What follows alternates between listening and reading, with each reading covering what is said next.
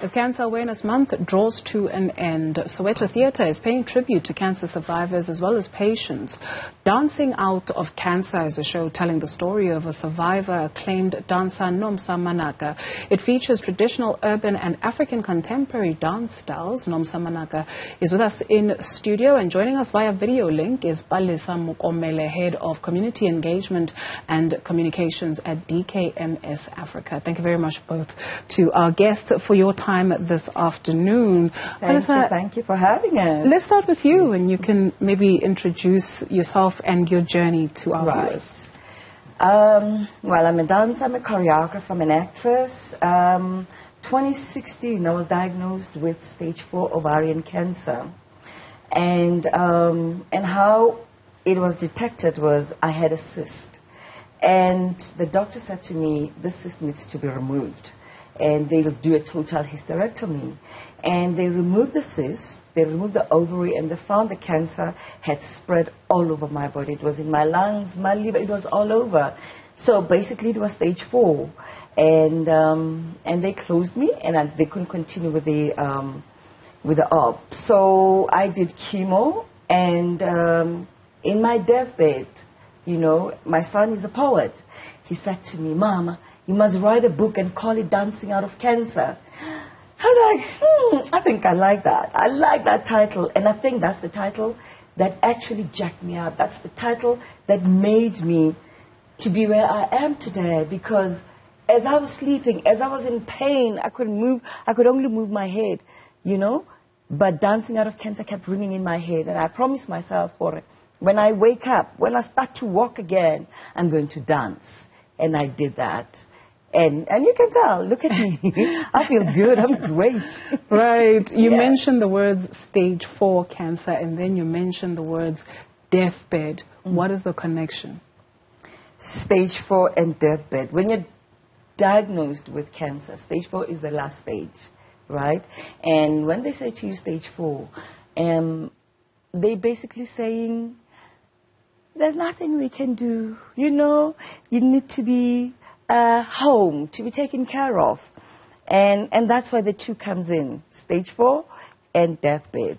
But hey, one defied all the odds, right? Because I said, cancer, me, it has come to the wrong person. And indeed it did.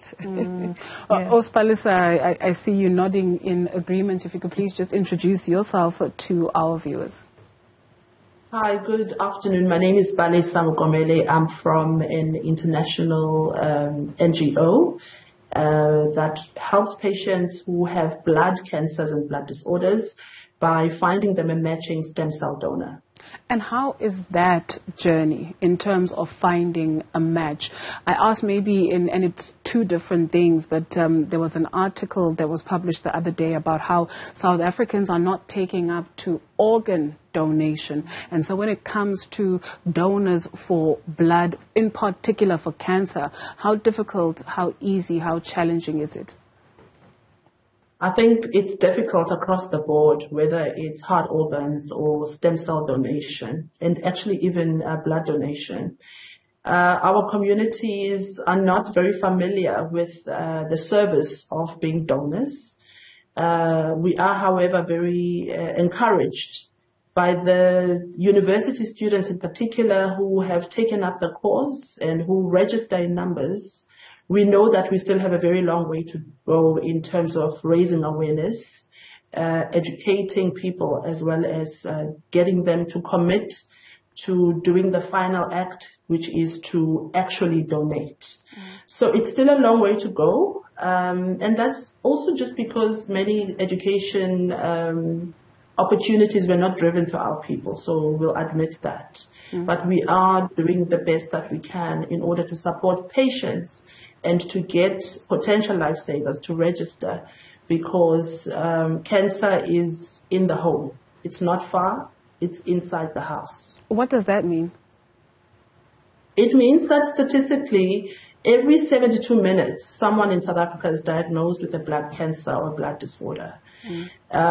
Particularly for the black community, which is the majority in the country, there are more patients who are black if you look at it from a statistical point of view. And yet the stigma that is still attached to cancer is deeply concerning, partially because cancer patients don't have the support that they need. They often suffer in silence, where we have patients who need a stem cell transplant, for example. The number of chemotherapy sessions that they need to go to, often without any support, any financial support. So DKMS often has to support patients with money just to get to hospital.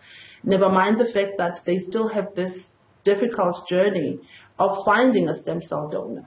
So it's extremely, extremely difficult, but we're playing our part, and I think we've found great partners in Nomsa who are helping us to spread awareness about the prevalence of cancer and also to give hope to patients that you can survive. It's not a death sentence.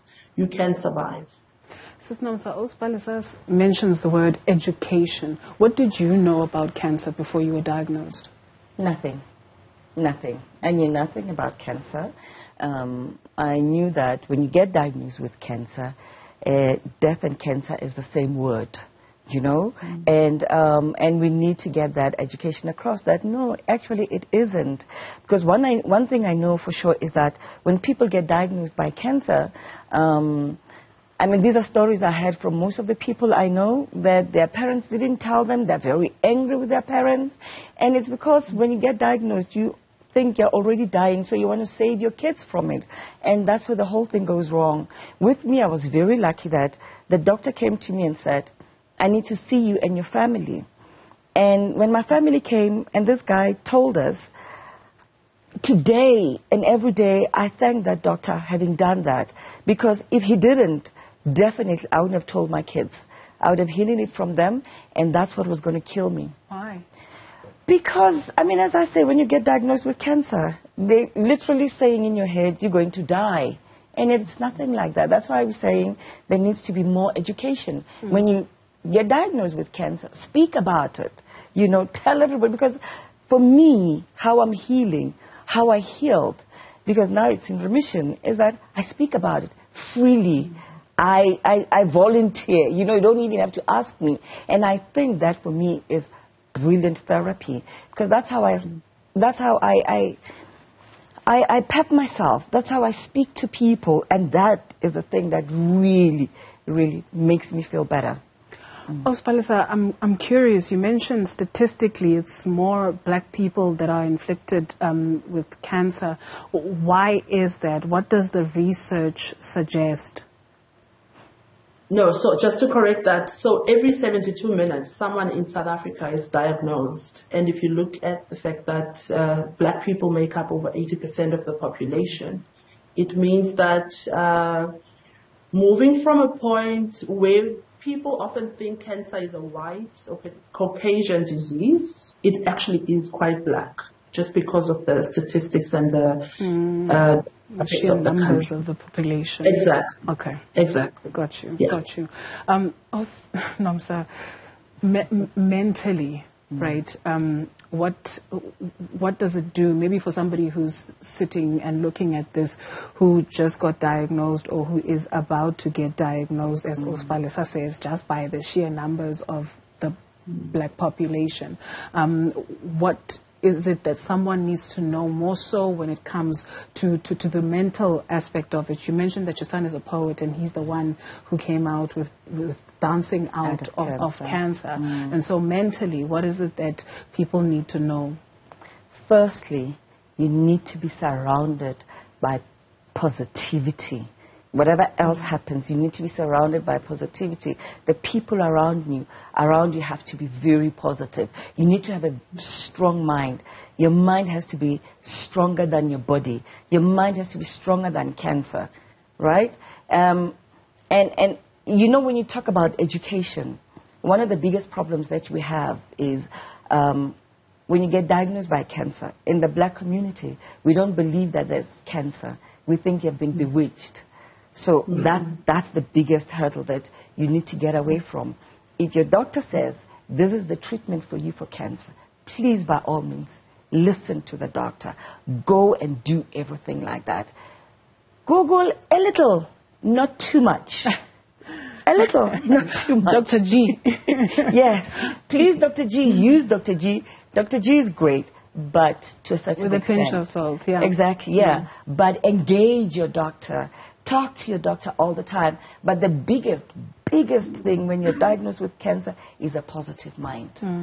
Of everything, your mind has to be positive. Positive mental attitude is what gets you by with cancer. Sure. Palesa, just maybe for a viewer who is interested not only in the work that you do, but the support that you provide, what is it that they need to know?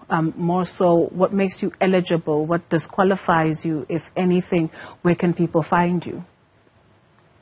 So we are here to serve patients and to find a patient who's been diagnosed with a blood cancer disorder with a matching stem cell donor. We often rely on this support system that Sis Nomsa is talking about to champion the cause. So we do donor drives in different communities, universities. Our core mission is to give every single patient anywhere in the world a fighting chance. So if any corporates, churches, communities would like to get involved, they can send us an email on, or they can rather find us on DKMS Africa.org. They can also find us on all social media networks and also call us on 0800 1210 82. Okay. You need to be between the ages of 17 and 55 and in general good health. Okay. Maybe in just closing up the conversation, Dancing Out of Cancer, which will be staged in theatre. Maybe you can just give our viewers just a teaser of what to expect. Of what it is. Well, Dancing Out of Cancer is a concert that celebrates life. And it's a concert that celebrates cancer survivors. And it is to say thank you and appreciation to our caregivers. You know, and it's a concert that hopes to give cancer, those who are infected by cancer, to give them hope, to say, hey, it's okay, you're going to go through this. We are here to hold your hand. So that's what Dancing Out of Cancer is all about.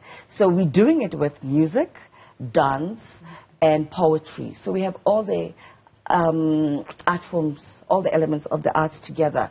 So yeah, so come, you'll see Malay, you'll see Siri, Manaka, Bilimunama, Omega. So yeah, it's a whole lot of festivities. When, how much, for how long? We're at the Soweto Theatre at 3 o'clock on Sunday. The tickets are at Web Tickets and Pick and Pay, and the tickets are $250. Okay, wonderful. Yeah. As we close up the conversation, Palesa, just from the work that you do, I'm sure you've seen and heard some quite harrowing stories. What are you most grateful for as you have embarked or during this journey that you have been on and this calling that is before you? What are you most grateful for? I'm grateful for the unrelenting strength of mothers whom you find sitting, looking after their children in oncology wards across the country. These mothers often have to leave their other children at home. They don't work, they can't work because they are looking after their children. I am always in awe of this strength, and I think it's also a deep pain, obviously. But I do want to say to the moms that we are with you. We are doing the best that we can for your children so that they can be kids and play and that you can watch them grow up in a healthy environment and not sitting in a hospital bed. Thank you, ma'am, for the work that you do. Sis Nomsa, what are you most grateful for? Life. That's what I'm most grateful for. I love life. And with cancer, gee, I don't complain. I'm happy. Thank you so much to both our guests and for your time this afternoon. And we're speaking to Sis Nomsa Manaka as well as Palesa Mokomele, Head of Community Engagement and Communications at DKMS Africa. So it's a date on Sunday at the Soweto Theatre. Yes. All right.